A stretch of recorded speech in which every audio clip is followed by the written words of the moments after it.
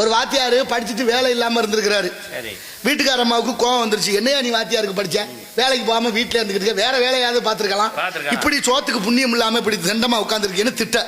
அவருக்கு ரொம்ப வருத்தம் வந்துருச்சு. மனைவி திட்டினா கேட்காது மனசு. ஆமா சரி விடு, நான் ஏதாவது வேற வேலை பாக்குறேன்னு கிளம்பி போயிருக்கிறாரு. போற வழியில ஒரு மாடு கட்டி கிடந்திருக்கு. மாட்டுக்கு பக்கத்துல ஒரு விளம்பர பதாகை. அந்த பதாகையில என்ன எழுதிருக்குன்னா, மாட்டை சிரிக்க வைக்கணும், அழுக வைக்கணும், அத்துக்கிட்டு ஓட வைக்கணும். அதை செய்து விட்டால் 1 லட்சம் ரூபாய் பரிசு. வாத்தியார் பார்த்தாரு, எப்படியாவது இந்த போட்டியில கலந்துக்கிட்டு 1 லட்சம் ரூபாய் ஜெயிச்சிருவோம் நினைச்சு போய் பக்கத்துல மாடு பக்கத்துல உட்காந்து ஏதோ சொல்லியிருக்காரு. மாடு சிரிச்சிருச்சு. அப்புறம் என்ன சொன்னாரு தெரியல, மாடு கண்ணீர் விட்டு அழுதுருக்கு. அப்புறம் எப்படியோ ஏதோ சொல்லி மாடு அத்துக்கிட்டு ஓடிடுச்சு. பரிசை வாங்கிட்டு வீட்டுக்கு போனாரு. அந்த அம்மா கேக்குறா, எப்படியா 1 லட்சம் ரூபாய் வந்துச்சுன்னு. கேட்கணும்ல, 1 ரூபாய்க்கு புண்ணியம் இல்லாம இருந்தவன் திடீர்னு 1 லட்சம் ரூபாயோட வந்தான்.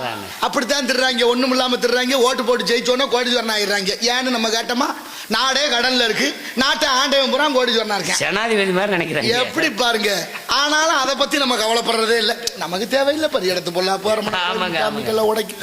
ஆனாலும் பாருங்க, அவ கேட்டா எப்படியா 1 லட்சம் ரூபாய் வந்துச்சுன்னு. அவர் சொன்னாரு, ஒண்ணு இல்லம்மா, நான் ஒரு மாடு கட்டி கிடந்துச்சு. அந்த மாட்டுக்கு ஒரு போட்டி அறிவிச்சிருந்தாங்க. மாட்டை சிரிக்க வைக்கணும், அழுக வைக்கணும், அத்துக்கிட்டு ஓட வைக்கணும். அப்படி பண்ணிட்டா 1 லட்சம் ரூபாய் பரிசுன்னு சொல்லி இருந்தாங்க. அதுல கலந்துக்கிட்டேன், அதனால 1 லட்சம் ரூபாய் கிடைச்சு. அப்படியா, மாடு சிரிக்கிற அளவுக்கு நீ என்னையா சொன்ன அப்படின்னு கேட்டா அந்த அம்மா. அவர் சொன்னார், ஒன்னும் இல்லம்மா, மெதுவா பக்கத்துல போய் உட்கார்ந்து மாட்டை பார்த்து கேட்டேன், என்னை தெரியுதா, நான் தான் வாத்தியாருன்னு. நம்பாம அது நக்கலா சிரிக்குது, நீ எல்லாம் வாத்தியாரான்னு சிரிக்குது. சரி, அப்புறம் அழுகிற அளவுக்கு நீ என்னையா சொன்ன. நான் என்ன சொல்ல முடியாது, நீ என்னை படுத்தின பாட்டையும் நான் பட்ட கஷ்டத்தையும் சொன்னேன்.